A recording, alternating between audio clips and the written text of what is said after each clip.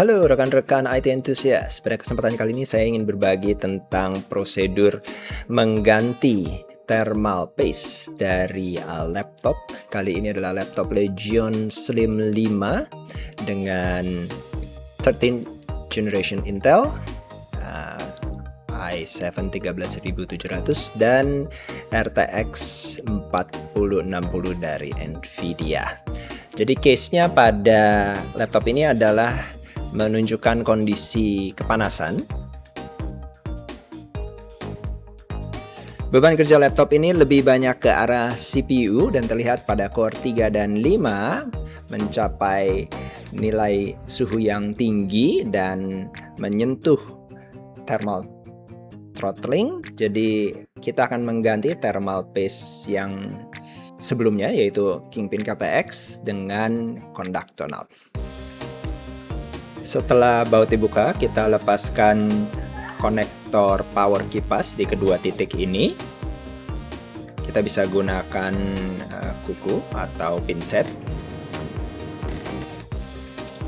Kita goyang perlahan untuk melepaskan heatsink ini. Sedikit atas bawah, goyang kiri kanan. Iya, kita bisa angkat. Nah, sudah terlihat di sini.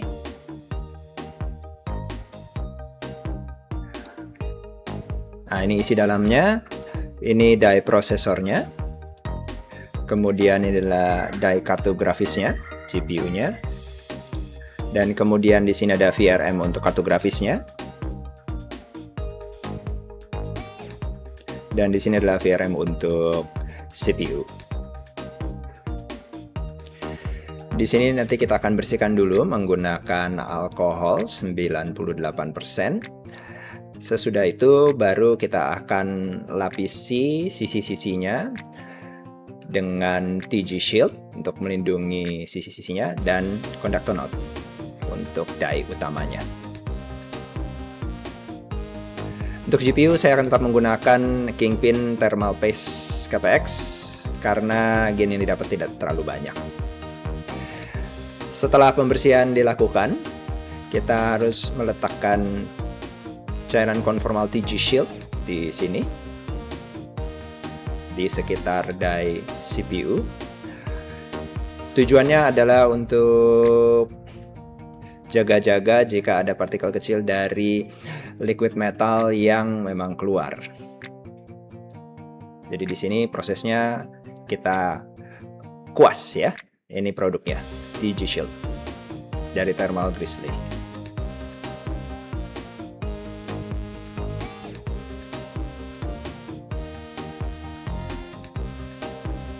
Agar lebih aman, saya akan letakkan dulu pembatas, buat saja dari kertas yang dilubangi bisa, supaya kalau ada tetesan tidak langsung mengenai komponen yang lain. Oke, di sini kita usap perlahan cairan konformalnya dengan kuasnya. Agak disarankan untuk melakukan ini di ruangan berventilasi baik ya, karena ini cairan pelarutnya cukup keras di pernapasan. Ya, saya percepat prosesnya. Di sini saya juga menambahkan di sisi luar dari package CPU-nya untuk transistor yang kecil-kecil itu yang ada pada motherboard. Sesudah itu kita biarkan dia mengering. Ini kurang lebih 30 menit pada suhu ruang biasa. Tidak perlu dipaksa, jangan di hair dryer atau yang lain. Biarkan saja secara normal dia mengering. Jadi kurang lebih seperti ini. Sekali lagi tolong pastikan jangan sampai terkena die utamanya ya. Pastikan hanya di sisi-sisinya. Oke, ini sendiri produk dari conductor node-nya. Sambil menunggu shieldnya mengering, saya harus pre-tint dulu atau mengoleskan dahulu di bagian heatsink. Jadi heatsink ini sudah saya bersihkan ya. kita hanya perlu menambahkan jumlah yang sangat sedikit. Jadi dalam penggunaan liquid metal, jangan sampai berlebih. Resikonya sangat tinggi jika berlebih. Tidak seperti pada thermal paste. Di sini kita gunakan seminim-minimnya. Dan memang sedikit menantang untuk mengeluarkannya ya. Tekanan yang diberikan terlalu besar akan banyak, tekanan terlalu sedikit tidak keluar.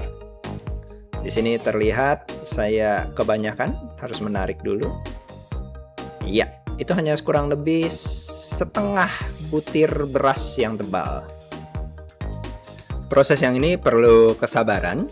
Jadi kita menggunakan cotton bud yang ada dengan pelan-pelan menggosokkan cairan liquid metal ini pelan-pelan ke porsi atau bagian yang bersentuhan langsung dengan die sampai seperti cermin. Jangan terlalu lebar, harus pas di posisi die utamanya. Nah, setelah TG shieldnya kering, di sini kita akan tambahkan liquid metalnya pada die dari CPU-nya. Sekali lagi, hati-hati sekali, jangan sampai terciprat ke luar dari area kerja kita. Di sini kita letakkan lagi setengah butir beras. Seperti terlihat ini memang sulit, terlalu banyak, yang saya tarik sedikit. Oke, sekitar setengah butir beras. Lalu kita ulangi proses yang sama, pelan-pelan diratakan. Jadi ini hanya tipis sekali, menjadi seperti sebuah lapisan cermin. Sekarang kita akan pasang heatsinknya kembali. Oke, ini kondisi terakhir dari die processor. Sekali lagi, liquid metalnya jangan sampai ada yang tumpah. Lalu pada heatsinknya juga sudah di pre-tint dengan ukuran yang bersentuhan. Pada GPU saya sudah tambahkan kembali thermal paste, kembali Kingpin KPX. Dan kita perlahan pasangkan kembali heatsinknya. Dan usahakan pas posisinya, hanya sekali peletakan ya, dari atas ke bawah, supaya jangan ada pergeseran ke kiri ataupun ke kanan. Posisikan skrupnya dengan pas, sekali jatuh ya. Sudah itu tekan tahan di tengah sedikit dengan jari sambil memasang skrup-skrup yang ada. Di sini ada 8 skrup. Saya memasangkan dengan pelan-pelan. Berikut adalah hasilnya. Saya mengetes dengan Cinebench R23. Sisi kiri adalah sebelum, sisi kanan adalah sesudah. Terlihat ada peningkatan dari 16.196 poin menjadi 17.856 poin, kurang lebih sekitar 10,25%. Berikut adalah suhu pada saat melakukan Cinebench-nya, sisi sebelah kiri sebelum dan sebelah kanan sesudah. Mungkin kalau dilihat bahwa perbedaannya mungkin hanya sedikit sekali. TJ max core distance-nya hanya beda 2 derajat di sini. Tetapi perlu diketahui bahwa memang motherboard-nya mengizinkan CPU untuk turbo boost sampai titik thermal throttling. Jadi baru dia akan menurunkan kecepatan dan daya yang diasup. Di sini kondisi yang didapatkan sudah jauh lebih baik dengan peningkatan 10% tadi. Pada penggunaan keseharian, ini berasa jauh lebih baik lagi ketimbang testing Cinebench. Karena pada kondisi penggunaan wajar, membuka belasan tab, memutar lagu dan video, beserta seluruh proses di belakang layar, suhu rata-rata hanya mencapai kurang lebih di kisaran average 47 derajat dengan ruangan AC biasa ya, sekitar 25 derajat, tidak terlalu dingin. Jadi terlihat bahwa memang Core 3 dan Core 5 masih kandidat yang tinggi untuk suhunya, tapi sangat-sangat baik peningkatannya untuk penggunaan sehari-hari. Meskipun modifikasi kali ini tidak fokus pada GPU, tapi saya akan tampilkan juga di sini hasil sebelum dan sesudah dari 6.244 menjadi 6.456 atau peningkatan sekitar 3,3% dari skor GPU. Jadi pada akhirnya saya bisa menarik kesimpulan bahwa setelah melakukan modifikasi ini, suhu rata harian saya lihat jauh lebih baik ya, kurang lebih menurun 10 derajat Celcius. Kipas saya jauh lebih senyap dan saya mendapatkan performance ekstra itu saat saya memerlukannya menggunakan laptop ini untuk beban CPU yang tinggi. Nah, pertanyaannya worth it atau tidak?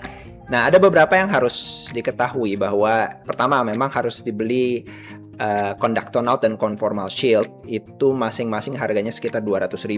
Jadi hanya untuk melakukan modifikasi ini bahannya sendiri sudah 400.000. Dan setidaknya sih ini bisa dipakai lebih dari sekali. Karena penggunaannya sangat minim, setidak-tidaknya perkiraan saya bisa digunakan sampai setidaknya 4 atau 5 laptop untuk Conformal dan Conductor Note-nya. Tapi kalau tidak dibisniskan memang jadinya hanya sebagai penyimpanan jangka panjang. Lalu resikonya, Conductor Note itu sangat-sangat konduktif. Sedikit sekali terkena ke komponen yang terekspos itu akan mengakibatkan short. Dan mungkin bagi sebagian besar orang ini merupakan risiko yang terlalu tinggi ya. Jadi itu perlu dipertimbangkan. Plus kalau sudah dipasang ini sebaiknya tidak terlalu banyak terguncang-guncang. Lalu ada aspek maintenance. Meskipun sudah diberikan Conductor Note, berdasarkan pengalaman saya, bisa dilihat pada video di laptop yang lain yang saya gunakan juga, itu setidaknya setelah 6 bulan harus setidaknya sekali lagi kita tambahkan lapisannya. Karena ada reaksi kimia yang terjadi, sebagian dari Conductor Note-nya akan mengikat dengan pelat tembaga dari heatsink, sehingga itu harus dibersihkan kembali dan di-apply ulang.